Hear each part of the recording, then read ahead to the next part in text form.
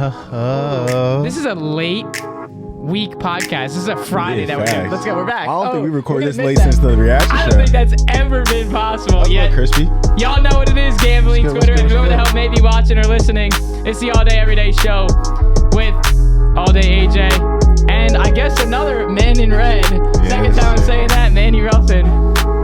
We got a banger today, and we have conference championships this weekend with another very special guest, as always, powered by Dimers. So, I don't even know what I have to shout out today. Chalkboard or all the boys. Chalkboard, Dimers, everybody. You know what I mean? I feel so weird. We've been streaming on TikTok. Shout out TikTok every single day of this week, and it just feels weird. I don't Shout out Ish. Shout out JJ. Yeah, shout out JJ, all the boys. Ish. We got JJ on Tuesday. I don't know. This is crazy. I don't even know what the hell I'm saying at this point. It just feels so weird because we haven't done this in it hasn't been like 2 weeks. It's just been usually we record on Tuesday. Yeah, facts. I don't know. We listen for any guest. And we're kind of combining interview and the prediction show. That's right. And in one because we did do the prediction. We would have recorded the prediction. And for any guest that maybe watching this that is looking to come on, we go by your schedule. Okay, we have flexible schedules where we're able to do this. So for instance, next week we have JJ Gruden on from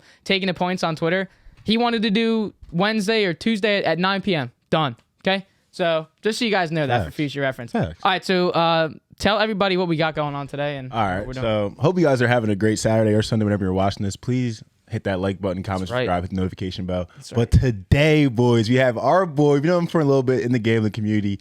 He says he's half bird, half man, leader of the degenerate flock, goes by the motto, family, money, fame. Probably one of the hardest workers. You'll see this man drop plays at 3 a.m., drop another play at 9 a.m. with the write-ups and all. My fucking boy. Let's welcome to the show, Birdman, baby. Let's go. Dude, we've been waiting for this. How are you, man? Thanks for joining us today, man. Appreciate it. Yeah, man. Thanks for having me. I mean, we've been talking about this for a few months ever since I met you guys over, at Jerry's little thing over the summer. Yes, sir. And then we, hit the links with Kenny, and we're like, yeah, we got to make this happen. Hey, we shouldn't have lost that. Time flies. That's right. Hey, that was fun though. I mean, we've built this relationship with you, but you're one of the guys that we've built a relationship with you off camera, like out of the microphone scene and everything. But you haven't been here yet. You know what I mean? So normally it's like we build the relationship on camera and then keep it after. But you were the complete opposite. So that's why I was like, that's why I kind of was like a little more hyped for this one than most interviews, because I already feel 100% comfortable. There's no ice breaking questions. Like, nah, what's good, bro? Like, what's yeah, you guys know me. That's right, half bird, half man. And also, your jersey that you're wearing. Can we just touch on that for a second? Yeah, George Kittle, man. I'm a tight end guy. I played, football most of my life.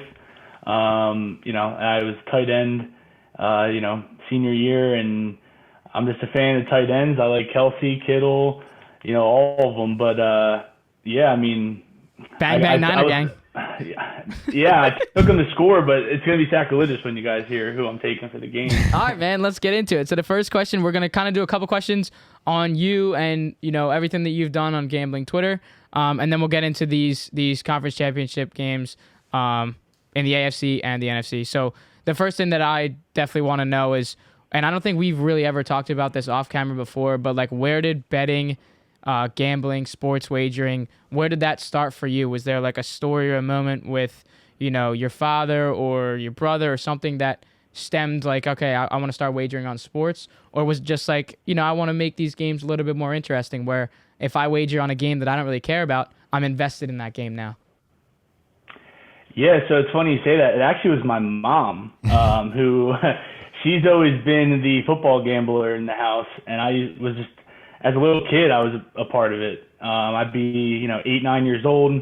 Newspaper comes out. They used to have the little helmets. It'd be like Eagles helmet, Giants helmet, have a spread, and I would just sit there and I'd circle them. Go through every week, see how I did. And then there was a college one for the newspaper. You pick 12 games, and whoever wins gets tickets to. It was the Miami Hurricanes Temple game. I think I went 11-1 or something on it, and I won the tickets. And I was I don't know, 10 or I was young. I was definitely before middle school. So I went to the game, and Temple obviously got smoked. But, it just started with my mom just always betting, and then it just got to the point where it became legal, and then or I became of legal age, I should say. And well, actually, so another part of that was I remember one of the Super Bowls that the Steelers won. My mom would always go to my family friend's house for the Super Bowl, and they always talk about it. And I always thought it was the craziest thing that my dad's business partner, and my mom, who both bet, always put like $100 on the coin toss. And I'm like a kid. I'm like $100 on the coin toss. Like that's DJ crazy to me. Yeah, but she'd always ask me who's scoring the first touchdown, and I told her the one game just because you're getting a lot of Big Ben sneaks to take Big Ben, and he scored like 60-1.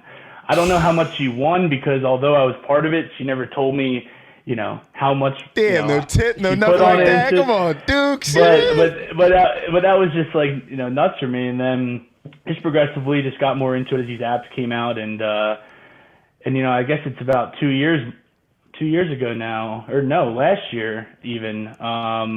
Maybe about 2 years I started just putting what I was playing on Twitter. Just basically what I was playing. People wanted to tail, wanted to take pieces. It just kind of really felt like, okay, I've been trials and tribulations of losing and winning, and I just figured like I can just share some information with the community, just put it out when I'm on. If it inspires people to make parlays that they like, feel confident in. That was kind of the whole goal, and had a nice streak in the playoffs last year. And next thing you know, I'd spend a lot of my week talking to people in the gambling community on the phone or through text, chalkboard. So yeah, it started all when I was a kid. So tell me about this little thing you're working with the promo guy with. I think JD's involved, Kenny's involved. Is this like, it's not really VIP-ish? You guys work just targeting certain promos? Kind of give me like the breakdown on it. So it's actually it's a Discord. It's a lot different than many Discords out there. It's just specifically same game parlays. And as you guys see, promo guy tweets out a bunch about different promos and the expected value, and like that you're gaining, different promos, which ones are good and bad. It's kind of that same math and logic behind putting same game parlays together, just better built by him specifically, with help from me, JD, Kenny, Devin's bookie. Okay. So it's been great so far. You get a lot of people that have been in there that I've just been willing to learn from him and from the other guys in there. And it's been a good few weeks. Yeah, I think that's crazy because the Discord's up like 24 units or so. Yeah. Okay. And I think you said hey, get in that motherfucker. You said earlier it was what, like 460 people were in there? Something like that. Yeah, I think great. About that as of now. Yeah. I mean that's great. I think, and I personally didn't like know too much about it, or like that a lot of these guys were involved, and I like how that was like a collective, consensus from everybody. Let's incorporate so many of these, bright-minded sports handicappers, gamblers, all that kind of stuff to come together in one. It's been great. I mean, we're all in a text group together. It's just, seeing what these guys are on, like maybe, some of the reasoning, when they have time to put it in there. It's, eye-opening to see different angles, and, it's just a lot of great minds, honestly. Yeah.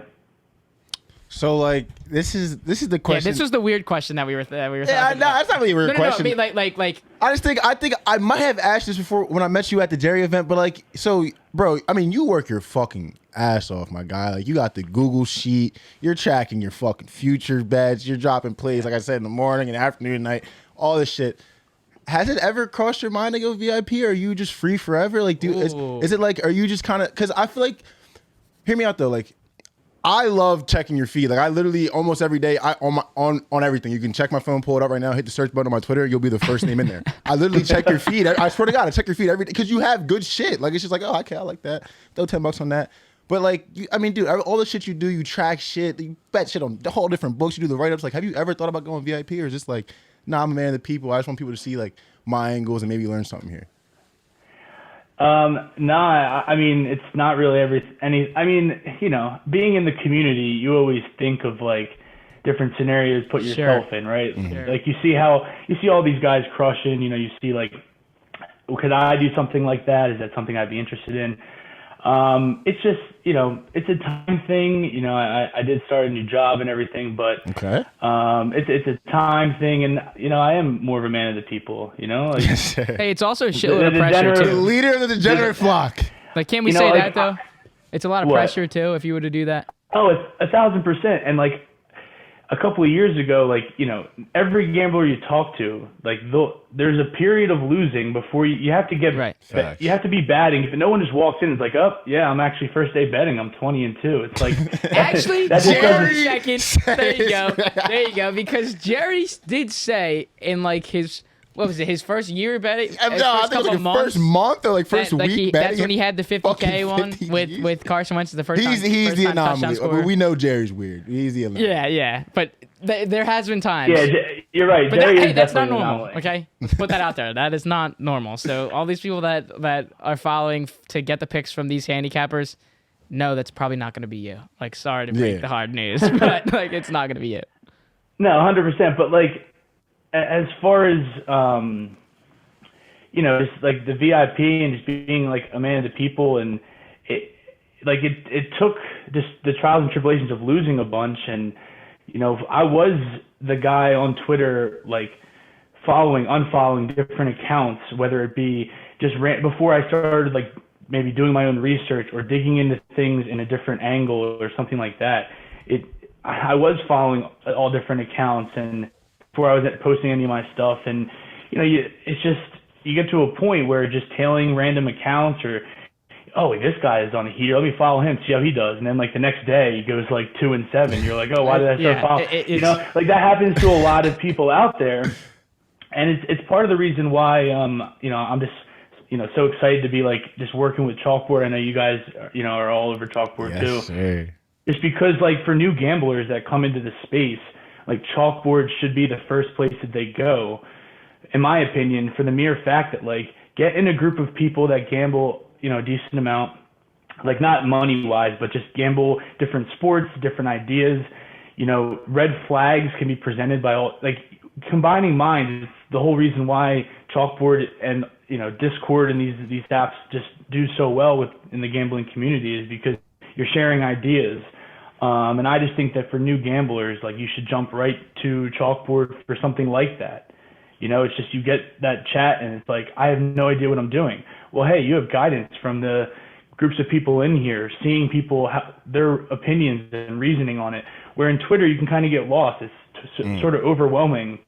If I made a Twitter account today and just for gambling, and I didn't know anyone to follow, would I be able to find the right accounts? Would I be able to find a source that like I find is trustable, that it doesn't have to be someone that's verified but like that type of thing. So you're totally right. It's just been so great with that, and the community board that I'm gonna have, Degenerate Flock, I'll be launching that on Sunday. Let's go, baby, on game day too. Hey, you're gonna have to get your NHL. Let's lock it fucking loose. You're gonna have to get your NHL ready because the NFL is slowly coming to an end. You know what we're gonna be doing? Rangers money line. Yeah, I mean NFL ending for me is NBA. I know you're a big football guy. Hey, let's. I know you're a big football guy. I'm a huge football guy, and I like literally before this show when we set up like, oh, we're gonna do Friday, I was like, all right, well, I'm gonna start digging into my stuff. I don't even think I might have like one NBA bet in today, if that. Yeah, you're ready to go. I totally get it. So it's just NFL everything, but it'll just be golf, UFC or some of the sports. Yo, all right, I'm joining that board for the golf show. I almost live joined the Spieth yesterday at plus 250 in the Farmers Insurance Open. I didn't, but I just want to like bounce off what you just said before we get into these games. The final thing is it's funny how you said like getting these guys that might not know what they're necessarily doing in the gambling space or how to bet, and it's funny you said that because in a TikTok live stream last night, there was a guy that came in and we were talking about our bets that we were sweating out. And he was like, one of the things he said is he was like, can you like explain a money line? Like what a money line is versus spread. Like I personally just don't know. And, Ish was there. So I was like, Ish, I'll let you do this one. So why don't you, explain that? So as soon as he got done, I'm like, we actually have a Chalkboard link. Like, be great if you did that. And I think he joined. So it's one of those things where like these people, like, since we're the three of us and many of these other guys are so, I guess, I don't want to say this without being like quote unquote like disrespectful or anything, but like we're bigger in the space, because I don't want to put us in there as like we're bigger in the space or anything. But you know what I mean, right? That we're bigger in the space where like we take for granted that we know a lot of people that know how to bet or know what it is, and we personally do. So I think personally for me, I take it for granted that there is a shitload of people that probably have no idea either what we're saying or what a spread means or what this prop means or anything like that. So I just wanted to bounce off that because it makes a boatload of sense where you're like, it's like for me, like, you know, trying to get bigger into crypto Twitter. Where am I going to go, right, to search to find these guys? And the same thing with gambling Twitter. Where do you go? Like, do you just search up, like, hashtag gambling Twitter and, like, just hit follow? Like, is that the way to do it? Mess. So maybe that's what I'm saying. Like, maybe Chalkboard or maybe go to, like, a Kenny or Jerry Discord or something like that. Or this Discord with you where you can learn so much about what's going on in this space. And I just think that was, like, you know, I had to get that part of it off my chest there. But No, you're definitely right. And that's why, like, you know, you got to think about it. Like I was just saying, it took years to kind of get to where I am as far as being confident and researching my own bets and everything. I was in New Jersey, so I'm lucky. You know, there's new states every day that, like, okay, the new state's gambling doesn't mean that person had an offshore book. And you're totally right. You know, most of these guys had offshore books or maybe friends in different states who, I don't know. It's just like, it's not. Yeah, you're not trying to get somebody in trouble. He reeled that motherfucker back. Yeah, I'm trying to get somebody booked in this joint. We can't do that. Yeah, we can't. I saw it, motherfucker. I saw it. Hey, he caught himself. So that's the reality, though. I didn't think he. That's the reality. I mean, I don't actually have anybody specifically. I'm trying. You know, I'm like protecting without, you know, finishing anything there, but. No, I mean, that's just one of those things, though. And when they go on Twitter, the first thing they're going to see is 1,000 VIPs, which isn't bad. But as far as like joining like the right one, like we all know people with VIPs that do know what they're doing. But for people that go in with a low amount of bankroll, they can't afford a VIP to just start doing that and then betting. You know, if imagine they join a VIP and it's a week of a losing streak, you know. That might be it for fucking delete FanDuel. So, right, yeah, straight up. All right, but let's go to that was great just to kind of break down a little bit of those things there. Hopefully people at home got to know Birdman a little bit, the man behind 100%. And obviously this is not going to be the last time that we talk to you, but we do want to, you know, there is a shitload of people. I'll get the in-home studio. I know, right? You'll be sitting right there. We got to get some fixtures here, but other than that, we know there's a lot of people here that want to hear what you're taking this weekend and why you're taking whatever you're taking this weekend. So let's start with our AFC game. That is the 3:30 game on Sunday, and the Chiefs are hosting the Bengals. And we know what happened when the Chiefs went to Cincinnati. We know that comeback win for Joe Burrow. I am a big Joe Burrow fan. TikTok hates that I am, but I am a big Joe Burrow fan. And I've come around to him. And last week, and I told you this already, Birdman, but I just don't understand why people were so surprised that the Titans lost that game, and they were so shocked that a plus 160 Bengals money line was like out of this world. Like I simply won't get it at all. It's obviously we know it's Ryan Tannehill, but for the sole fact that this is the same fucking guy that'll tell me the plus 160 49ers bets out of this world. We'll get to that. It will. I will. But I'm a huge fan of this Bengals team. I'm not gonna get. I'll get there. I'm just trying to beat around the bush. We all give our sides. We'll give our sides first and get into props. Yeah. So why don't we'll have Birdman. You give us your side. And I'll go last because I just rapped for a little bit.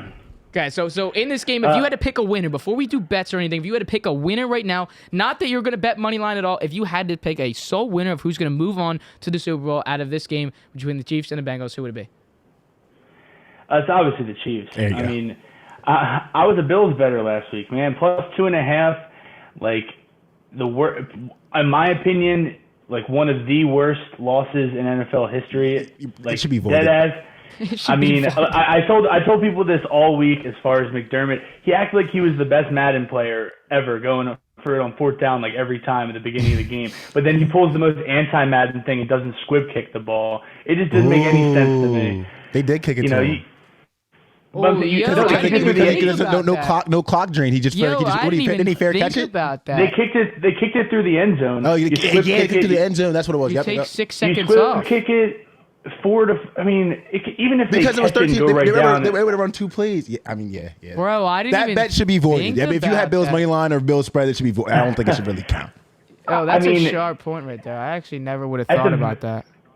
I mean, at the very worst, if they catch the ball and they give them, they off the ground, they give themselves up right away, it's probably the 3 seconds, and that's the exact 3 seconds it took for them to tie the game. Yeah. After Kelsey went down, it's just, but because of that heartbreak, I'm not betting against Mahomes. I just don't care. I hear you. And as much as everyone talked about the Chiefs' defense and how bad it is, and I mean, they shredded a Bills defense last week. I know, it took them a while to come back there, but like that's more on the Bills. Shredded. I mean, third down is the first thing I have written down. The Chiefs were already the first first in the league, at, a little over 53%, and they converted 61.5% last week against the Bills. And they're going against a defense that just isn't good. You're looking at, they played the Titans last week. The Titans are an anemic offense. Even with A.J. Brown back, it's just they didn't have enough, and they're just, like you said, they're kind of fraudulent. Now, I hate to cut you off. I've seen people highlighting the fact that they kind of locked down Tyreek Hill and Kelsey in that last matchup. Did that kind of affect how you handicapped this game at all? I mean, one thing that I actually didn't notice until I was looking at some stuff right before we jumped on here is the Chiefs had 10 penalties last game against the Bengals. Not last game, against the Bengals. They had 1 last week. And I just think you're getting, people put some stock into that game, sure, it was pretty recent. But also, the Chiefs, it's a different team now. Yep. They're a more disciplined team. They had 1 penalty last week. You had the Bengals let up 9 sacks last week, 4 against the Chiefs last time.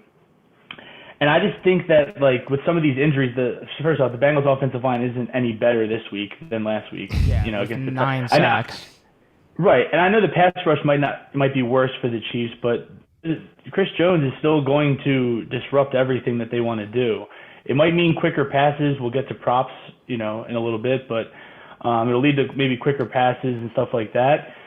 But for me, it's just a Chiefs spot. If you are Bengals better, take the 7.5. Don't take a 7. But for me, it's just I'm just not betting against them. And something that also is slept on because you talk to all your friends and everyone who's betting this game, and all they talk about is skill position players, predominantly receivers. Well, looking at some of the rushing stats, the Bengals were actually pretty good during the season. They were about 8th at 104 yards a game. They've allowed 149 the last 3, and allowed 140 last week to the Titans. Now, I looked at the other game. It's a little bit different cast, right? Darrell Williams had 14 carries for 88 yards, 2 touchdowns. Derek Gore had 3 carries for maybe 20 yards or something. But the Chiefs last week rushed for 182. They had 141 their last 3, and averaged 120 rushing yards at home. Everyone talks about, when you see quarterbacks like 49ers against the Packers, right? Everyone was like, oh, well, you got to keep Rodgers off the field and run the ball. That actually might be a strategy for the Chiefs this week, which is just something you don't really necessarily think of the Chiefs doing. I know they're obviously going to still pass heavy, but effectively running the ball to control the clock and keep Burrow off the field, keep that defense off the field more fresh. I just think you're going to see. I think you're going to see more of that off the field. Yeah, for real. Believe that. And you have a good coaching staff. They're going to see that even though the Titans lost the game and it was 19-16, right? I think that's the score. Yep. They're going to see that and be like, well, the Titans were able to run the ball. We're obviously clearly able to pass the ball. So now we can just run and pass all game. And I just don't. I don't know. I just don't think. I don't think the Bengals have enough. I think the D-line also is struggling with some injuries. Sample is the Bengals edge rusher. He's probably not playing. They also have I don't know how to say it, but Tepo was limited. Another D tackle. If they lose him, they only have 2 or 3 guys. And if the Chiefs do go run heavy, you're going to get a tired front, and Mahomes is going to have all day regardless. So for me, it's just Chiefs -7, or I just wouldn't want to bet the game. Because the money line makes no sense. No, 100%. It's Chiefs all day. So where are you? Chiefs all day. What I said last week. Listen, he's been hitting that role. That's a really scary man in this time of the year, and that's even a scarier man in Arrowhead. They have like these little memes that they post of him like in a night suit about him playing playoff games in Arrowhead. You think I'm going to bet against Pat Mahomes? Nah, you guys know I'm taking the Chiefs -7. Chiefs money line to go in the Super Bowl. They're probably going to win that motherfucker again, unless we'll get to that game. We'll get to that game. Don't say unless. We'll get to that game. So like you said, if you're going to take the Bengals, you got to take them +7.5, which is already placed. I did that after we got. If you're going to take the Bengals, one stat too. Patrick Mahomes, he's never lost to the same team. Well, he's only lost to the same team twice in one season. Once, and that was the Patriots when they lost in the AFC Championship game. He's 5-1. Fucking lose these fuckers again. I mean, you know what I mean? Well, go ahead though. So after we got off the phone, because we were talking about it, and you were like, "Did you place anything yet?" And I said no, but I was looking at Bengals +7.5. So right. So after we got off the phone, we placed that one. Is anyone else fucking sick and tired of seeing the Chiefs right now? Nah. Fourth straight AFC Championship. You know, I actually like watching Pat. I like watching Pat Mahomes. I don't mind watching big game Pat. I'm saying, how can we sit there and say Chiefs again? How can you sit there and not want to root for the underdog? Why can't we root for? So I mean, you want to see a Bengals-Rams Super Bowl? I would love to see Joey be in the Super Bowl, and also for the sole fact that 2 years. Look at him, and after for the sole fact that 2 years ago, or 3 years ago, we were sitting with Jamar Chase and Burrow, LSU, Natty champs, and now they've been in a position to just snap of fingers, turn around this team. Everyone was pissed off they didn't draft the offensive lineman for Burrow to get him some help, including myself. Jamar Chase, you got your boy back, and they worked it out, and it's been working fine. And again, I saw a TikTok on this too. I forget I might have been saying this on a TikTok stream, and this guy was basically saying that, I forget the account, I apologize, but this guy was basically saying that this season alone has been so perfect. It's been like perfectly perfect lined up for the Bengals. And here's the reasons why. Because in their division, right, you look at the Ravens, Lamar was hurt. You can almost check that off the box, and they killed them the both times they played him. You look at the Steelers too. I mean, they were kind of a lost cause for the first half of the season, and then Mike Tomlin decided to do his thing and not have a losing season. And then you look at the Browns and Baker Mayfield. He was hurt, and they were a lost cause. Free Odell, right? And they just lost everything. It is lined up for those T-shirts to say, "We run the North." It has been lined up perfectly that this Bengals team can do this. And here's the other thing, too. I don't think it's possible for them this season, like next season, to do what they're doing this season next year. Because the Ravens. I'm going to be honest with you. Because of the Ravens. Because I don't know. The Browns are a lost cause still. The Steelers are a lost cause as well. But I'm just saying, I think this is the perfect time for them to do it, because I don't think it's going to be the Ravens, the same as next season at all. Ravens is missing like 30 players this year. It's like 30 but that's what I'm saying. So I think that's why this season alone, like if there's a year, like what did you say about the Suns? You were like, this had to be the year. Right. Because it's not going to happen again. I think this is the Bengals. It's not going to happen again. I can feel you. I'll leave you with this. The one thing I did observe last week, that the Chiefs did a good job of shutting down Stephon Diggs. I think after, especially what Jamar Chase did to him the first time, that definitely be a point of emphasis. Number 2, Joey B is going to be that thorn in the side of Josh Allen and Patrick Mahomes for years to come. Like, it's going to be Patrick Mahomes, Josh Allen, and then here comes Joey B like once every 3 years. Like, come be a thorn in the side. It's going to be really cool to watch. It's just not going to be this year. Like, they just can't protect him well enough. He won't be able to make as many plays as he has to. But Birdman, you're about to say something. My fault, bro. I just had to shut that shit down. But if the Bengals win, then that my fault. You know what I'm saying? But no, I mean, they can run the North, but not run the AFC. There you go. You know, like that those things can happen at the same time. And the other thing is it. You could say, the narrative and the story, you can make that case for almost any team that's still left. I mean, look at the Bills. They're not even left, but this was everything set up for them. They finally got over the hurdle of being the top dog in the AFC East, and got the rematch. They got the rematch, and they pretty much, listen, they pretty much won the game. I know they didn't, but you can't get any closer to winning that game. But and there also is a thing in sports that, and it's true with the Bucks, right? In basketball, I know it's different, but for these teams, and especially a lot of these quarterbacks, I know you have your random run, right? That can happen, but there is some form of trials and tribulations as far as what have I experienced? What have I fought through? Like adversity. The Bucks lost to the Raptors, and then finally they get through the Heat, and then like they go on the run and win it. And like with some of these NFL teams, it's the same thing, right? The Bills almost got to that point where the Diggs picture and like redemption and all that. They pretty much got there. I just think it's a little bit to the Patriots in 2018. Yep. Yeah, and I just think there's a coaching mismatch here too. But ironically, you know, I do have a prop on the Bengals, but my only thing is just like why can't we like root to see someone new? I mean, we've seen the Chiefs.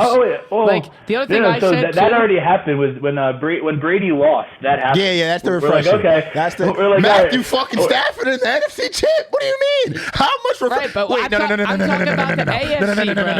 Matthew Stafford and Jimmy G are playing in the NFC Championship game. Matthew Stafford, Jimmy G, and Joey Burrow. How much more fucking refreshments do you need? I'm talking about the Chiefs solely. This is their fourth time here.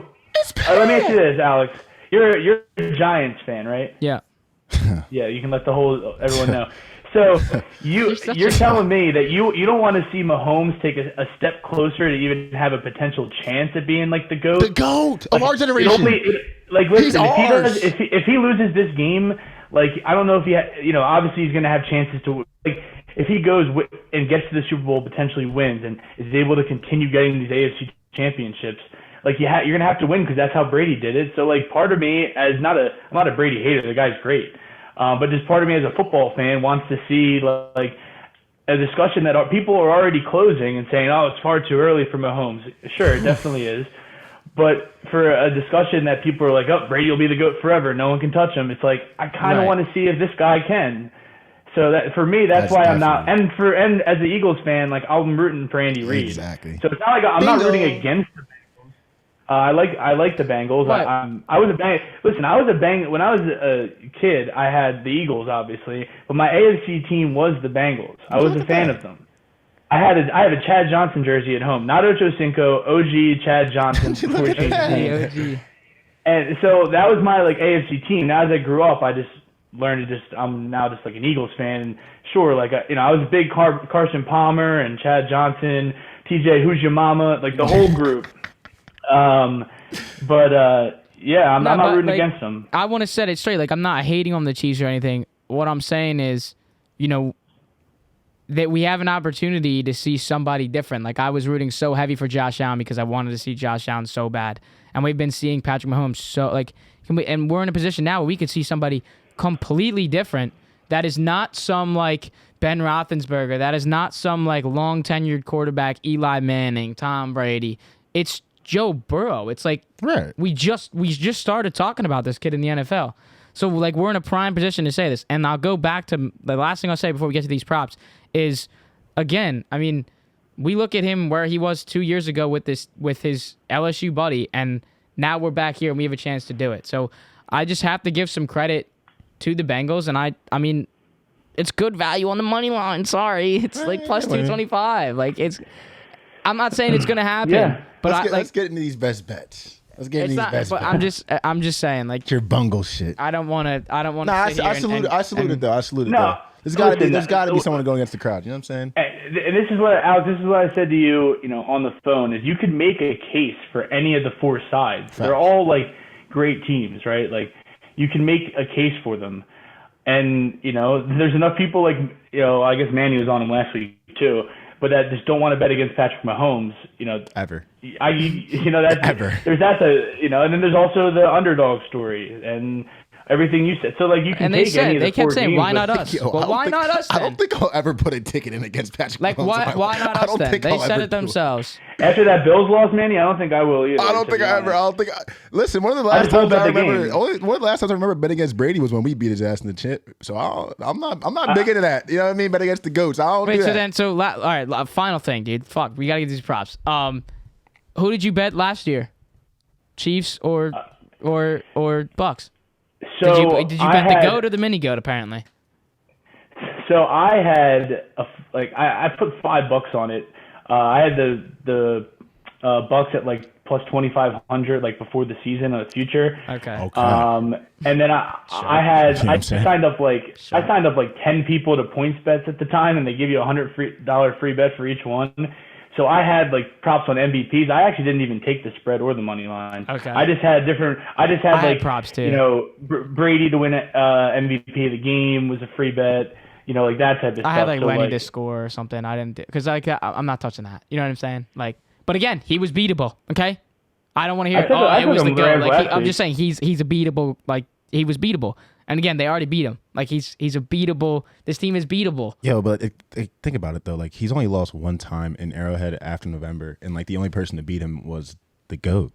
Right. I mean, like, you know what I'm saying? Like, so, like I'm not. Am I saying the Bengals are gonna win? And I did get burned. Probably I did get not, burned. But at I'm Super just Bowl saying. bad. I had the baby GOAT. Like there's some value on the money line, and then the Chiefs will probably go, and we're gonna have to ride out Chiefs, and just like the Patriots, we're gonna have to do it again. And I'm sick of it. Like, can we just get some like fluster back and forth? Like, I'm done with seeing these OP ass teams that just are in it every year. Like, can we like? There's got to be somebody else that can do it. Like, it's just the same old shit. There's reasons that everyone talks about the new Manning-Brady rivalry and like the Josh Allen, Mahomes.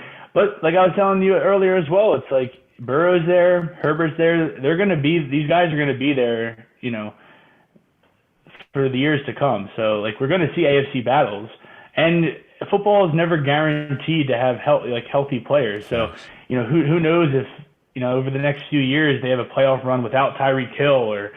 Right. You know, God forbid, without one of these like star players, look at the Bucks. Right. Like, one of the main reasons I had to take the Rams last week was because they didn't no Godwin, no Antonio Brown, just not enough firepower. They came back, but that's because Brady gets every lucky bounce you could possibly get. Somehow Brady's excellence resulted in 3 Rams fumbles. I don't. It's incredible. That's a fucking great point. That's a great fucking point. All right, let's get to these props. What are your main props you're looking at in this Bengals game?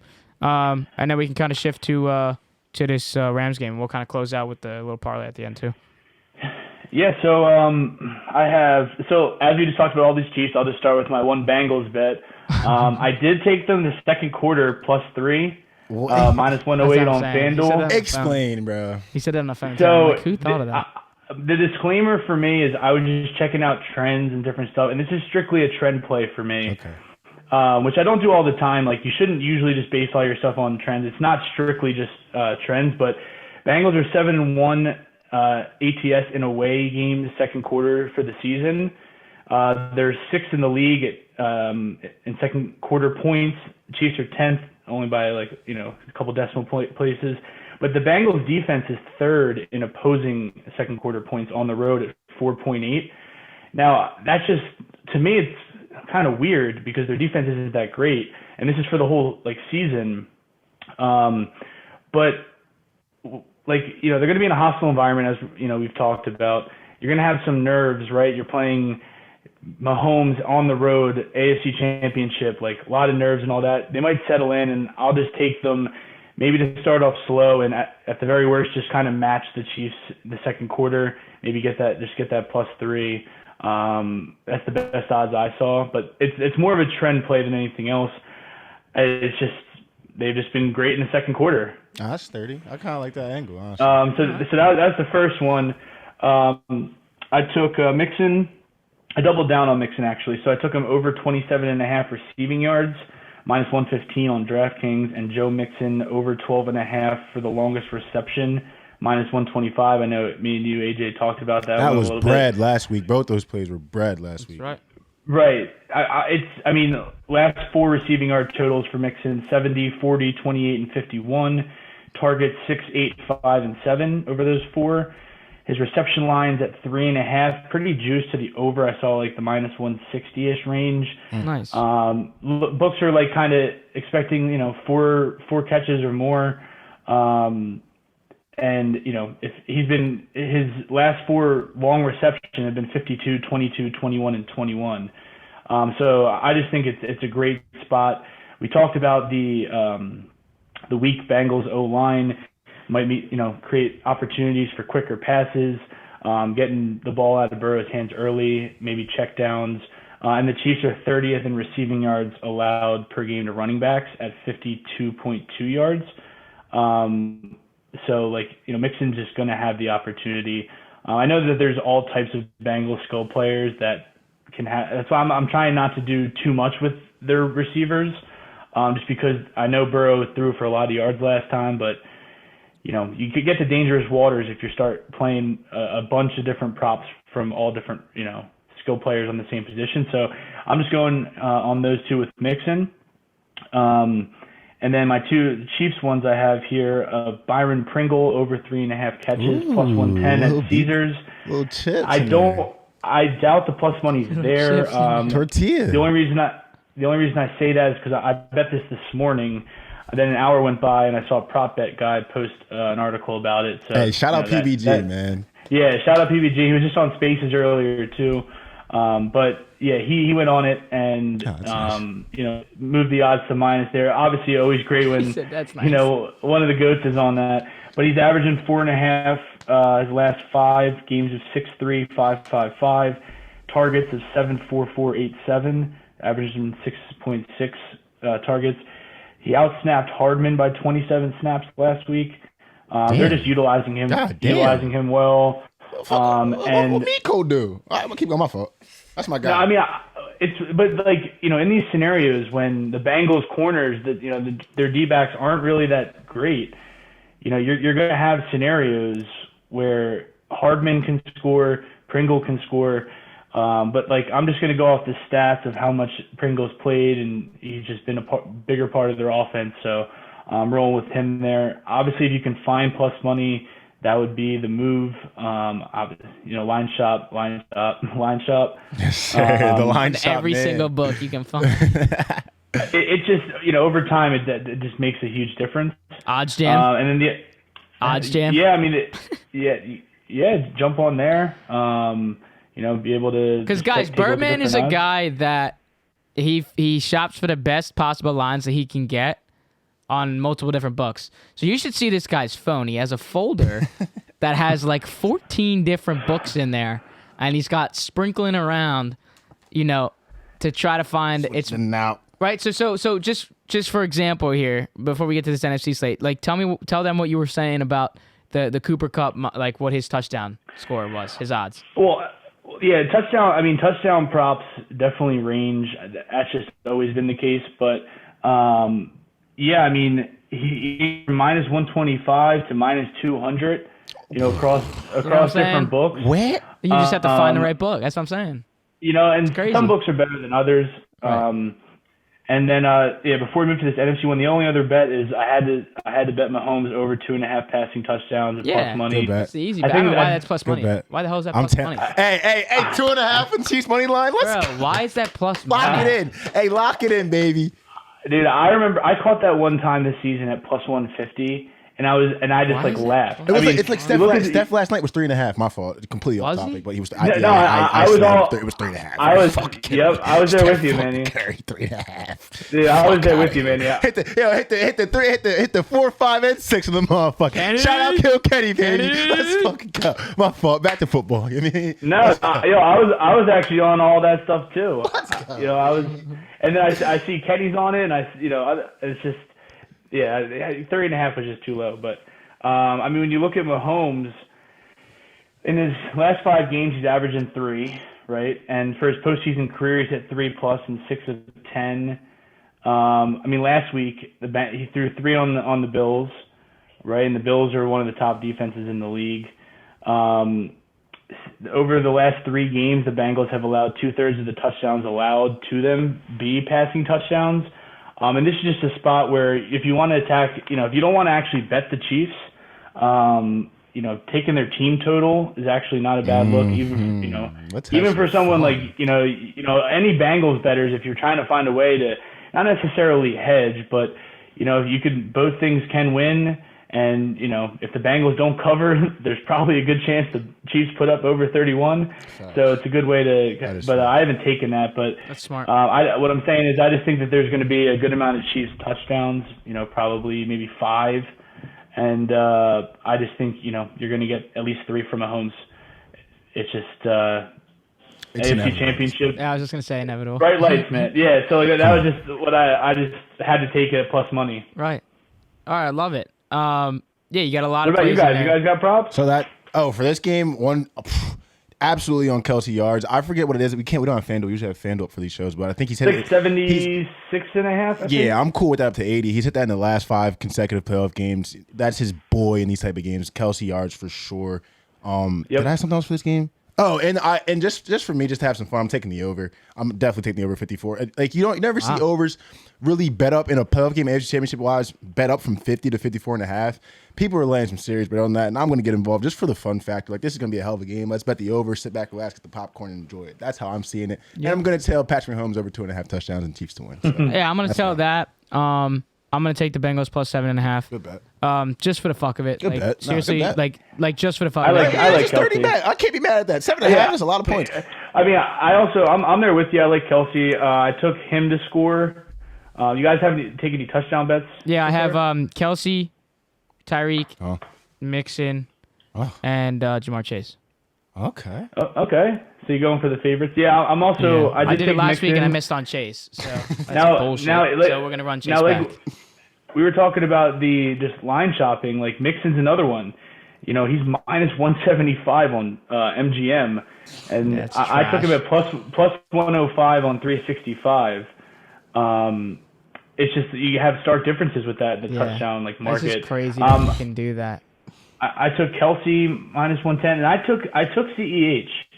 Yeah, you did say that. I like that. All the reasons I talked about of them running the ball. I still he ran the ball effectively last week. He only had 7 carries, but I think Darrell Williams is fighting that toe injury too. Yeah, I mean him coming back is obviously. I forgot about but that. You know what?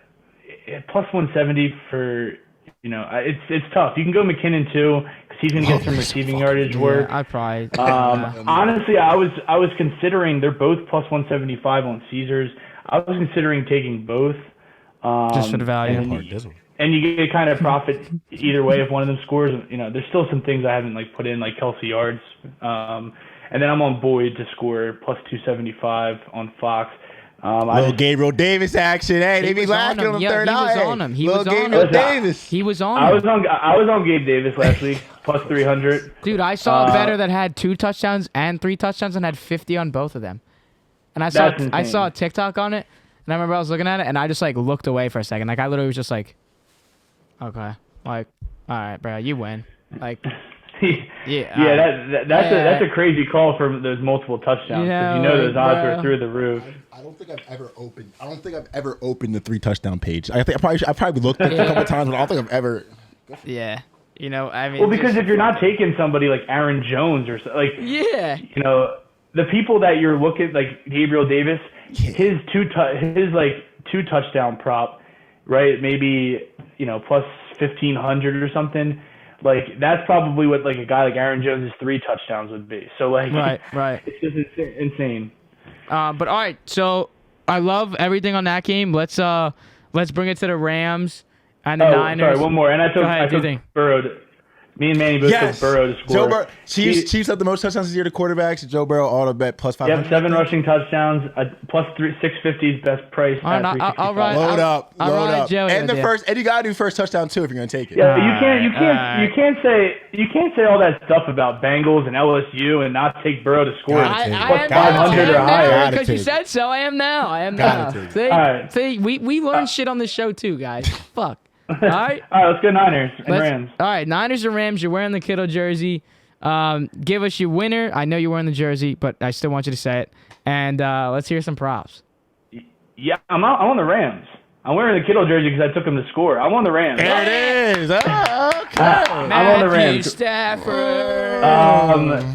Now I will say though, it's not usually a profitable strategy to buy points every time you're betting games. I took the -3. I wish I would have known that. Minus 125 on Caesars.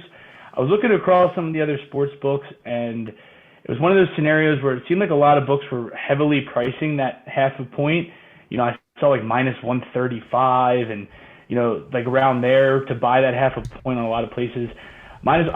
With all the bullshit we saw last week, with every game pretty much being a field goal, if the Rams win by a field goal, I'll take the push, but I just think it's a spot for them. We saw last week Stafford, that pass meant so much more than just like winning the game for someone like Stafford to go down. They won it. Like for him, it's just like a playoff moment that like catapults his confidence.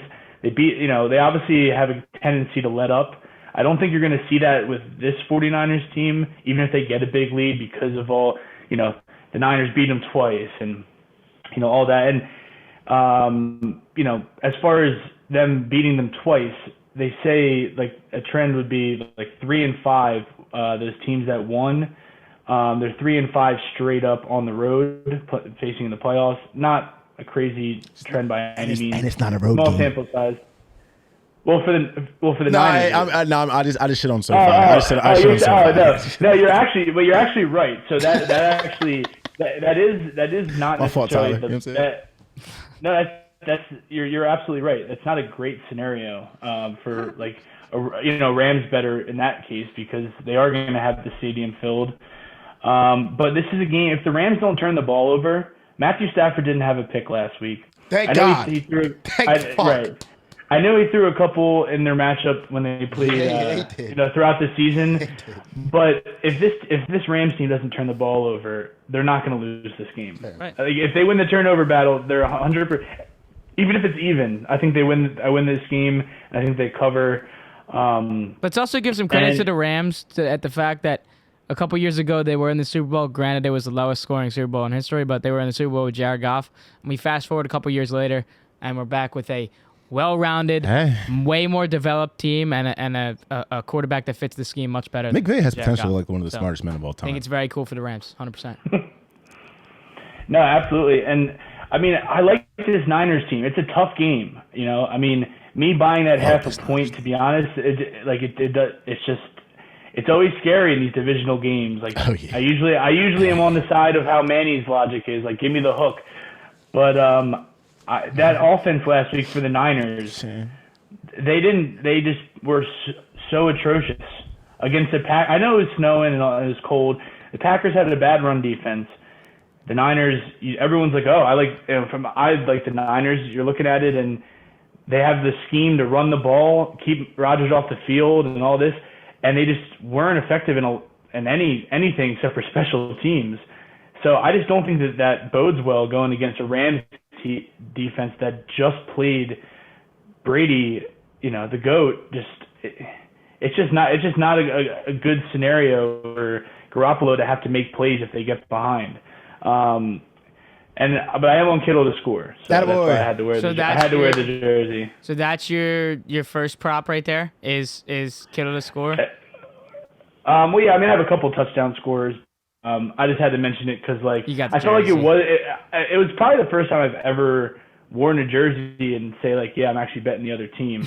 Well, but you told us when we met you the first time that you were like, I'm not one of those guys that like, if I'm a Philadelphia fan, that I can't get a jersey from other people. Like I get the jerseys of the people that I like. Dude, I think that's cool. I have remember so many jerseys. I have way too many jerseys, man. Like it's actually absurd. But yeah, I mean more basketball than football. But yeah, I'm on the Rams. I guess we'll go to your guys' picks before props, right? Yeah. So you want to go? Yeah, go ahead. I'm all Rams all day. I'm gonna see Matthew Stafford. I wanted to see Aaron Rodgers in this position really bad. Yeah. I want to see Josh Allen in this position, but now the fact that we have Matthew Stafford in a position where we all know where he was before this, and the fact that he had no postseason ever, and it never was going to be like that. It was going to be, you're here to basically just ride out the rest of your career. And now he's got a chance, and he looks so confident. You said about how that confidence that he got from that throw to Cup.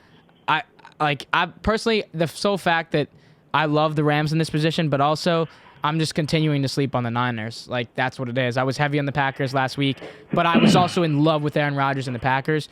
But I'm just going back to my roots here of just sleeping on the San Francisco 49ers and taking the Rams. Taking the Rams on the spread. I'm moneyline them with something. But I'm huge on Rams. Listen, I'm going to have to I've been cashing with the 49ers all year. All signs are going that way. Listen, one quick little stat. Last 4 teams that go into Lambeau in the playoffs and beat Aaron Rodgers have gone on to win the Super Bowl. You're looking at the Bucks. You're looking at the last team the 49ers won. You look at the Giants back there with Eli, and you look at the Seahawks. I'm all over the 49ers. Kyle Shanahan has owned Sean McVay. This is going to be one of those games where you see run, play action over the top because they're going to be so worried about that passing attack. They're going to be hitting the seam down the middle. And then you already know what happens with Deebo Samuel in the pass game and Brandon Ayuk. Give me the 49ers. And I'm going to take the alternate spread minus 4.5 too. That's just one thing I do with the 49ers. I like doing that. You do that with the 49ers. I love them. I had hit with the Colts. I've had a thing for the 49ers all season. It's actually been really weird. I actually think I haven't lost. We'll check FanDuel, but I love this 49ers. No, I'm there with you, man. I was on the Niners a bunch this year. They're a good team. I mean, it's a good matchup. Like you got the pass rush. You got the Shanahan offense. I mean, listen, Deebo Samuel doesn't know what position he plays. Hey, and that's fine. They're a matchup nightmare. All right. Now look at one thing I looked at was third down.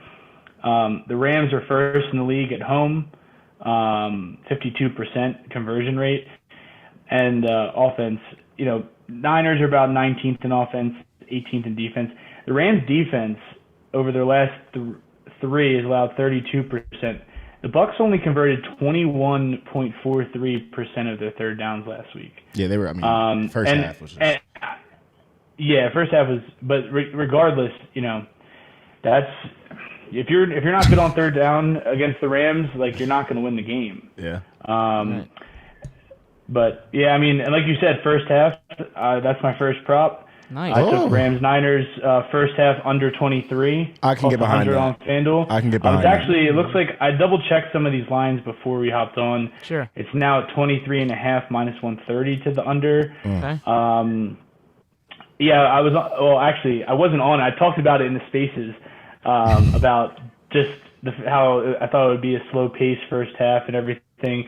I didn't expect it to be a 17-3 first half, but you look at some of these trends, right? Well, so actually, let's start off about the Niners. Their offense last week was awful, like I was saying. Yeah, these teams know each other extremely well. I think you're going to have a slow start, some adjustments at half, but some trends.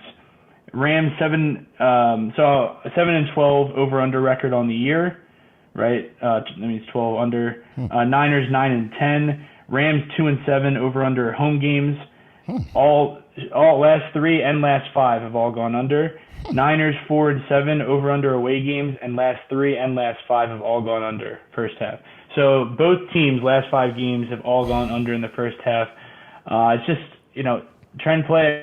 These types of bets, I'll be honest, because I've taken a few of them throughout the season. They live or die in that last 2-minute warning. Usually in the second quarter, it literally comes down like dead ass. It's like maybe 14-7 or, whatever the case may be, they go down, they kick a field goal, and now it's 24 points. And, that type of stuff happens. But I'll take my chances with how the Niners' offense looked. And I know the Rams' offense looked good, but you get a more formidable 49ers defense. I'm about to say, D'Amico doing this thing? It's the third go-around, too? Yeah, so that's the first prop I'm on. Nice. I'm going to go with Higbee. He's another one. He's cashed his over in yards. I forget what it is. I think when I looked at it, it was 40.5, probably a little higher. I like that. He's hit that 6 straight weeks. Odell and Cooper Kupp looked electric in the last round, but I think that's something that since the 49ers have played him 3 times, we cannot let. I think Cooper Kupp had 128 and 102 in the last 2 matchups versus San Fran, and I think that's just going to be a point of emphasis. Tyler Higbee's been slept on all year. Yeah, I sat on this couch, said he was top 5. That was wrong, but he's underrated in my opinion. I remember that. And I'm taking him his over 40.5, and I'm also going to take him to score at plus 210. He scored 3 touchdowns this year versus 49ers, twice 1 week, and early in the year he scored 1. So plus 210 for me, that's good value. I love it. Ride my Higbee guy. Yeah, man. Yeah, I haven't taken anything with Higbee, but definitely a fan. I was on him last week. I have Van Jefferson over 30.5 receiving yards. Yeah, that's a short line. I saw that. I was like, one big play for Van. We can get that. Ding. Yeah. But he also, one thing to note, he's still questionable with a knee injury. Yeah. So I actually have 2. My other prop is Odell Beckham over 4.5 receptions. Okay, that's a great bet. Load it up. Load it up. But that was plus 150. That's great. Plus 150 at Caesars, which is an amazing price. Plus 120 everywhere else. I'll take plus 120. That's fine. I'll take it. It's plus money. Now, and I was looking at it, and I know it's Caesars. You got to look at it this way. Like for Van Jefferson, right? if you look at some of the sharper books like Pinnacle, this is higher, but those tend to the odds are higher on Pinnacle, like -145. They tend to move over these next few days, but so that you're getting some value. I took it -115 at PointsBets. I think it's available other places. He's averaging 45.9 on the season, 43.9 last 10, 34 last 5, a little lower, and 42.5 versus the Niners. He had 65 snaps last week versus the Bucks. He's been getting targets. It's one of those scenarios where he really only needs 2 catches. He can get it on 1, but he only needs like two catches to hit this. He said 1 deep post. No, because they love that. The little play where they have Cooper Kupp run a dig, and every safety's just eyes on Cooper Kupp, and here goes Van Jefferson down the chute. I'm telling you, that's how they did that against the Cardinals for sure. Remember? I took both of these guys. I took Van Jefferson at +280 to score on DraftKings, and Odell at +170 MGM. But for Odell, like I was saying, more of an obviously not more of an odds play. Part of it is the odds as well. At +150, that implies that this is going to hit 40% of the time.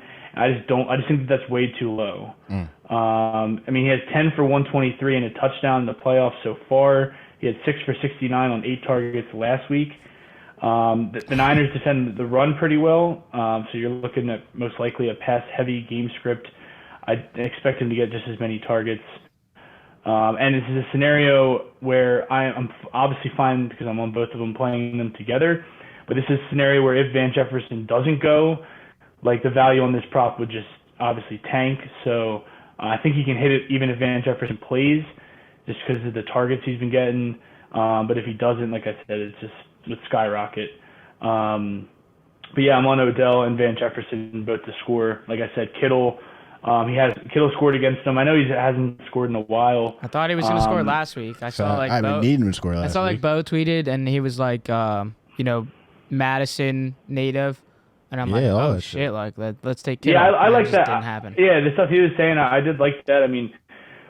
He scored against them before this season, and I just think and you have Taylor Rapp is questionable for the Rams. If he doesn't go, that's just one less safety you're going to have to help guard Kittle. What's been the worst part about Kittle is out there. Yeah, it's like Kittle has played, he's on the field all the time, but he blocks so much.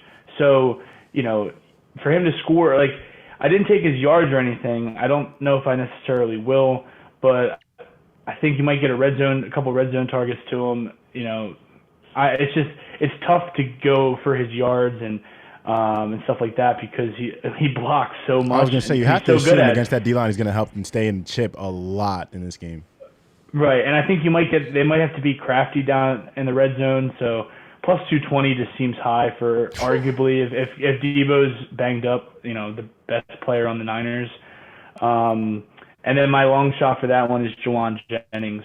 He scored another Juwan for Birdman, baby. Yeah, he scored against the Rams earlier in the season. I got him +520 at Fox. It's under +500 everywhere else. But if you look at the game scripts, if the Niners are down, they're going to have to pass the ball. He's going to be on the field. Debo's a little banged up, but he'll probably go and be fine. And the Niners tend to make more adjustments over the couple matchups, which is obviously a little worrisome as a Rams bettor. They just made more adjustments, in general, against the Rams. So, I just think Kyle Shanahan's going to see that they were successful with them the last time they played. I expect him to play a decent amount. And at those odds, I'm definitely sprinkling them. So we're not touching. We're not touching Cooper Kupp in the biggest game of his life. Triple Crown. So not yet. As you can tell, I already have 9 touchdown scores as individual bets. So what I'll probably end up. I haven't made any touchdown parlays. I do have one alternate total parlay. I have no idea what the odds or value is on it now because this is the first bet I made of the week. It probably will change. Yeah.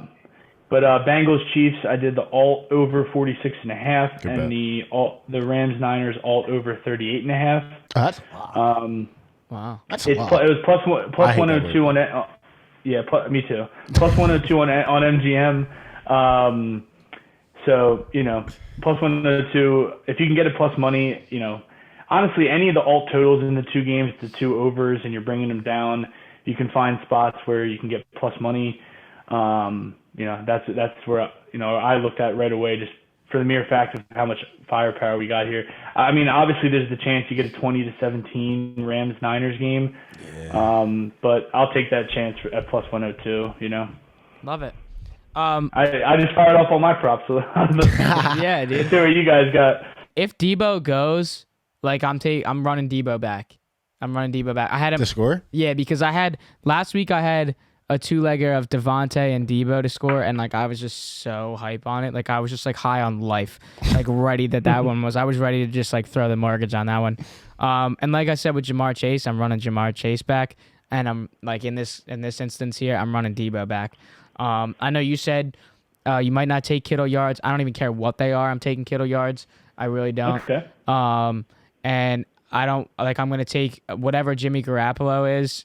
Like I'm putting the house on the under because he's trash. And I was so pissed off at the fact that he's running around saying "fuck the Packers" when he threw for 131 yards and an interception. Sit down. You had barely any points on fucking offense, and the only reason you won that game was a blocked punt. So Jimmy, like, we need a little bit more out of you before I can take anything. But I will be taking the Jimmy under. And I don't really like taking quarterback props unless I'm going to take him for like 200 to 225 and just put him in a parlay to try to get some extra juice. But in this situation, like it's going to be an under. Pat Mahomes may be over, and I might look. I mean, after seeing what Stafford did last week, I might be looking at the Stafford over. But I think it's like 287, 276. What I'm doing with Stafford, well, I do have Higbee. My one prop was Higbee, and then what I'm doing with Stafford is he's led the league in picks in the last 8 weeks, and San Fran has his number. I mean, they can cause a pass rush. I think Stafford to throw a pick. If you can get a good price, I think that's a good bet. I can almost guarantee he will throw a fucking pick. He'll find a way. Yeah, I mean, part of it though is like form though, like current form. That's very true. I mean, like he just didn't throw one against a Todd Bowles led defense who, although they had all their injury issues, like all their injuries that they had this year, the Bucks did. But I mean, it's probably gonna be plus money for an interception. Depends on. I mean, you could sell me on any prop at the right price. If you told me his interception was plus 200, like I'm taking that. I don't need it's not going to be that high, but that's what I'm saying. Like, of course I'm going to put something on it. That's just way too high for a tip pass but if it's like plus 105, like I actually had that. I had Mahomes interception last week. Thinking that he might, it might be a game where he throws one or he's trying to force it in somewhere, but he just played disciplined and you might see some of that from Stafford. Obviously, I think the Rams coaches know that he's been turnover prone so far. So especially against the Niners, so you might see different looks to make it like easier for him. Yeah. But what I want to do is make our parlay here between the three of us. Okay. We can do like Mixon, receiving yards. If we're okay, I'm cool with Mixon being there. That's cool. All right, so I mean, I know, like we have Chase already. That's the leg that I'm taking out of there. Not Mixon to score, but just Mixon receiving yards. All right, and then you want Mixon receiving. I'll take in that one. Let me get. Let me get Kelsey yards in that one. Easy. Okay, how about what do you think about Kelsey touchdown? That's a price. I mean, I had it last week and like got it by the skin of my. I'm off that. I'm off that. But okay, that's also another one though. FanDuel minus 155. I took it at minus 110 on 365. Yeah. So anyone listening, I encourage you guys to shop. Don't settle for a minus 155 on a guy that scored in overtime. But like the thing is, the Bengals are really bad against tight ends. And that's why I'm probably going to take the receiving yards like straight as well. It's just not something that I already have, as you can tell, 1,000 things in. But yeah, if we can do his yards, and then that's a 3-leg. We can do like a Chiefs touchdown. Probably Tyreek Hill. Yeah, I mean, I like when I was betting Chiefs games throughout the season, I would always just do like. What about Jerick McKinnon? I don't know. I'm wilding. I'm just saying. No. You're definitely not wilding, but I like as much as I like CEH or McKinnon. it's hard with all the uncertainty. It's CH. Don't CH. Take Clyde then. We good with that? I'm down. I'm good with that. I'm good. Well, no, I was just gonna say take running back touchdowns out of it entirely. For the mere fact that what if Darrell Williams comes back and they end up splitting all 3 carries and he's catching touchdowns again? Yeah, it's just I would hate to lose on something where McKinnon gets the vulture touchdown that should have been CEH because he got him all the way down there. That shit happens far too much. How we feel about Cheetah? We can do Cheetah. I'm down. I don't mind Cheetah. I can live or die with Cheetah. I can deal with that. You guys have the odds up for the parlay as of now? I can get it right now, actually. You don't have. I was just curious of the jump if we did Byron Pringle. Oh, Brian. All right, so wait, say it again for me. What we actually have? I know we have Chase touchdown, Mixon receiving yards, Kelsey receiving yards. What are you doing? All right. So I'm putting it up right now. So we have Jamar Chase. What did we say? Did we say Tyreek? Just Jamar Chase touchdown. Yep. Mixon receiving yards, Kelsey receiving yards. Okay. Now we actually can do Tyreek Hill, and we can either keep the odds like that or. Right now it's plus 524 on FanDuel, and then if you add Tyreek, it's minus. Which is his odds are minus 150. It'd go to 1,095. He's minus 150. He's minus 150 on FanDuel. Oh my god, dude, that's just like. That's super hot. Welcome back. I was on that motherfucker for like 20 minutes. I don't know how Scott Hansen does red zone and just doesn't take pisses, bro. Dude, that's facts. No, that's actually facts. So like I'm down with leaving Tyreek and making it a plus. It'd be plus 1,095. Oh yeah. Oh my god. Yeah. Let's do a 10 to win 100, boys. Let's go. Yeah. Good work. That's a beauty right there. I'm cool with that. Travis Kelce at 76. Yeah, I'm totally fine with that. Like, I'm not scared of that. I'm at 80 is plus 100. No, I'm just kidding. All right. Yeah. Juiced up with the alt yards. Yeah, no, I dabbled with it last week. Mixon for 150 receiving yards.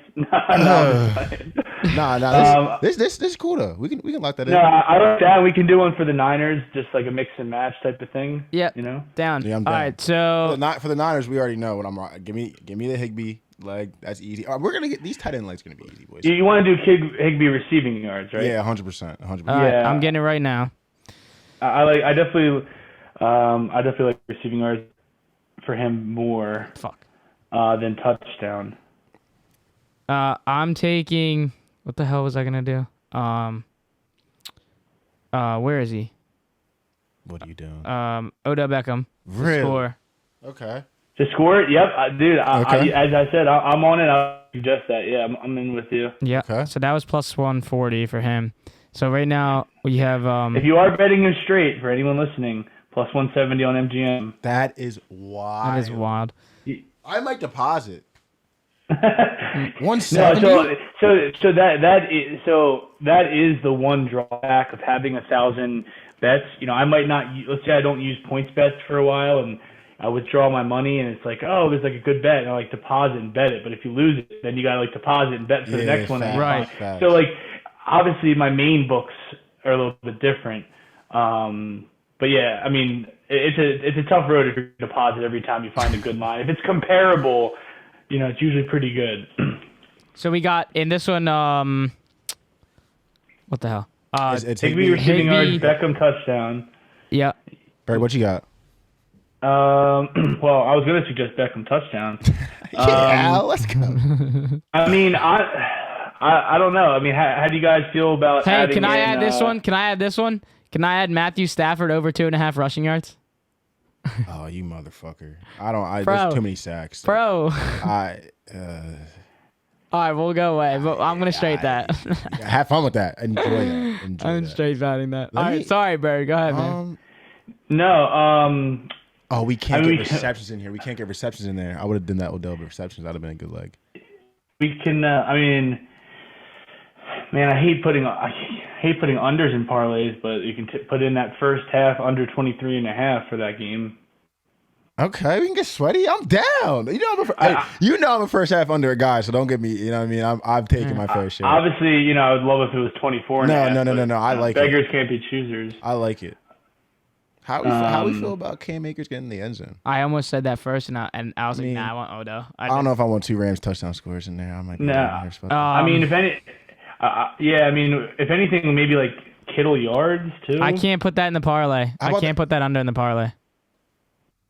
What do you mean? The first half under, like it just doesn't go as it just says like selections below cannot be combined. No, It's just like you can't. Under the same game parlay, it should if you scroll down. First half total. Yeah. Go take it out and then go to the SGP. How is that any different though? Yeah, trust me.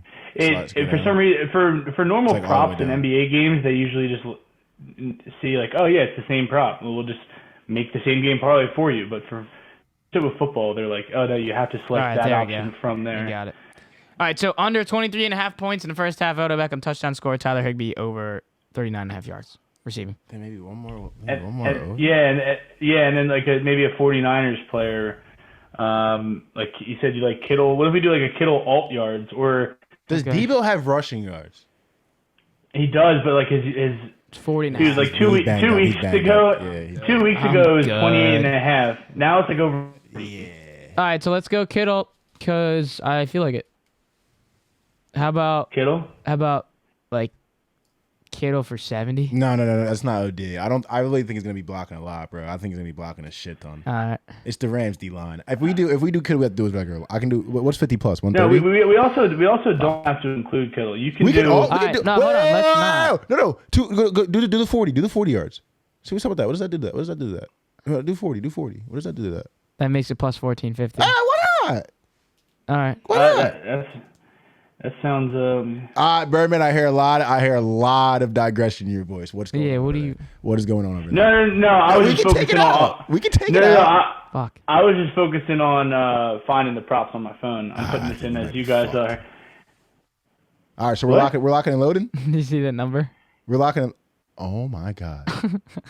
Hey, if you want to win 18,000, boys, you can put $100 on the 8-leg parlay. Sponsored by FanDuel, not sponsored by FanDuel. Just speaking into existence. Using the code all day. You know what I'm saying? Get your money back. Risk-free bet. So the 8 legs. Let me just read these 8 legs. So you mean all 8 of them together? Yeah. So let me just read the first 4. We'll read the second 4 and whatever. So for plus 1,095, you have Jamar Chase touchdown, Tyreek Hill touchdown, Joe Mixon over 29.5 receiving yards, and Travis Kelce over 76.5 receiving yards.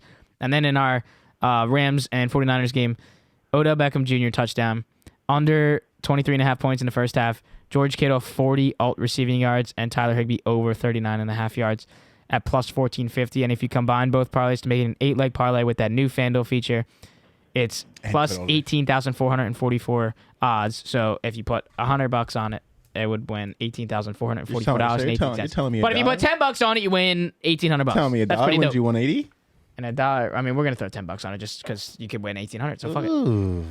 Fuck it. All right, boys. Good work there. I like it. Yeah, I like that. Yeah, that's pretty solid. I think it's gonna be exciting. Exciting weekend, man. Yeah, I'm excited. We're going to be following these throughout the weekend. We'll get these slips tweeted out and posted and all that kind of good stuff. And everyone can hopefully see if we were right or if we were dead wrong. And you're the fucking goat, Bird. I mean, thank you, yeah, bro. Yeah, I love hanging with you guys, man. You're fucking goat, dude. Not going to be the last time we talk to you, man. Yeah, I can't wait till we get the nice weather and start golfing again. Yeah, man. It's gonna be crazy. Yeah, I mean it's late in the show. Hey, listen, if you're listening to this point, I really do appreciate you. But listen, we're trying to do something for the Super Bowl too, a little show. I had to do a little round table. We'd love to have you a part of it. You know what I mean? I'm putting you on the spot on camera. Yeah. We're trying to get. You know what? Fuck it. We're like over an hour in here. Yeah, that's what I'm saying. We're trying to get like a bunch of the guys in here that to do like a round table for the Super Bowl. So like break it down. Kenny, shit. Cap, like. You, Jerry. I mean, I'm gonna leave people out, but first invitation to half Bird, half like, because I think that'd be pretty cool. We could maybe like we would. I probably think that would be absolutely sweet. We'd like live stream it on like our YouTube or something, and get everybody involved, and we kind of just like set the tone to kind of lay things out and how it would run and keep the structure together, but we would kind of just give you guys the floor to just do it, and then everybody would be in there commenting and seeing what the sharp minds are on for the Super Bowl. Just an idea. You know what I mean? I think it sounds great. Hey, you guys ever want to just chill and talk about any of this stuff? Just hit me up, man. I'm always around, just wanting to talk forever. I mean, I called Alex just to see what the show is going to be about. Next thing you know, we're on the phone for an hour and 15 minutes. The fucking guy. Dude, that shit, it just happens. Right. Happens anytime I talk to somebody from gambling Twitter on the phone. Ted, chalkboard. Yes. Talking about something brief. Next thing you know, it's like an hour. It's where does time go? But hey, you're talking about shit you love to do, That's right, bro. Well, we appreciate you so much, man. That's why I love supporting you guys. You guys do it the right way. Thank you, bro. People on here that are genuine and are just trying to help people, and I think it's great. That means a lot, Burgers. We're just two idiots down here with some microphones fucking just ripping. Yeah, I mean, I don't even know what we do anymore. I'm kidding. Oh, my God. Thank you, Birdman. We really, really appreciate you. Definitely not going to be the last time that we talk to you about any of this kind of good stuff, and hopefully we get this roundtable working for the Super Bowl so we can get everybody together. Yes, sir. Thank you, guys. Yeah, you got it, man. Guys, Twitter at 80ED Podcast, Instagram at 80ED Pod. TikTok is slamming. We go live every motherfucking day. Hope to see you guys there. Apple Podcasts, leave a goddamn rating. I got to shout all this stuff out at the end for anybody. 5-star rating. You can leave a little comment there if you want. Be really supporting the show as well. And then the chalkboard community. We did mention that briefly many times so far with the show, and Birdman is also getting his own The Degenerate Flock, if I'm not mistaken. So we're doing a lot of this stuff, and one of the big things mentioned was if you are a beginner bettor, these are the places that you should look to go to learn more about betting and get yourself off on the right foot and learn from some of these more experienced bettors. I'm not saying we are, I'm not saying that, but there are people in this community like Birdman that is here, like everybody that we've had on, that are the guys that you should reach out to or follow what they're saying. So thank you guys so much. We really appreciate you. It's a fun fucking ride. We're so lucky that we get to talk to these people. You've been listening to the All Day Everyday Show with All Day AJ and the man in red, Manny Ruffin. Yes, sir. My name is Alex Jacobs. You can call me All Day AJ. Good luck with your bets. See you guys. Love you. Yeah, don't tell him. Don't tell him. All right, whatever you listen to today, don't tell him. Don't tell him. Thank you. Appreciate you. Let me take this goddamn That's an episode.